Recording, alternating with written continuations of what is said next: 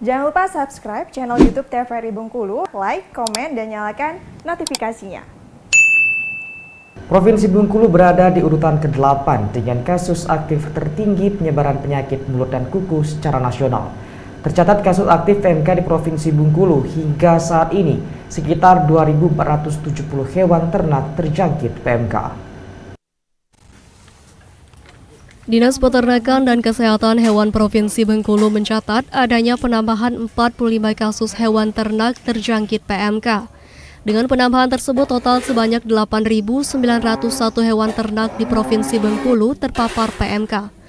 Kendati demikian, angka kesembuhan pada hewan ternak terpapar PMK juga meningkat sebanyak 595 ekor, sehingga total hewan ternak yang sembuh dari PMK 6.356 ekor. Badan Nasional Penanggulangan Bencana menyampaikan dalam rapat koordinasi pengendalian PMK, Provinsi Bengkulu berada di urutan ke-8 dengan kasus aktif tertinggi penyebaran PMK secara nasional. Pemerintah Provinsi Bengkulu berencana menambah tim Satgas penanganan PMK untuk menekan angka kasus aktif PMK di Provinsi Bengkulu.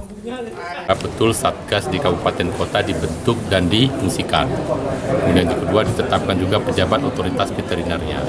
Nah, baru ketika tim itu terbentuk, pejabat otoritas veteriner juga ditentukan, ditetapkan, minta penganggaran melalui dana on-call, dana BTT masing-masing, karena sudah dibolehkan, ada aturannya, supaya tim ini bisa bergerak. Karena ketika kejadian kasus kita masih cukup tinggi, sebenarnya ini data terakhir. Kalau kasus baru hampir juga nggak ada. Maksudnya jangan sampai kasus yang sekarang masih ada dalam kondisi ternak itu sakit menularkan kembali ke ternak yang sehat. Sudah mendapatkan banyak pengarahan ya, terutama dari Pak Deputi BNPB Pusat terkait dengan penanggulangan masalah PMK di Bengkulu. Kita diberikan banyak sekali wejangan sehingga nanti insya Allah bisa di follow up dan bisa direalisasikan oleh seluruh jajaran Satgas baik di provinsi maupun kabupaten kota. Pada tadi telah dijelaskan bahwa tanpa kontribusi dari seluruh kabupaten kota, maka itu akan sia-sia saja. Vaksinasi PMK pada hewan ternak sehat masih terus digencarkan. Dari 38.300 dosis vaksin yang diterima, sebanyak 20.273 dosis telah disuntikan pada hewan ternak.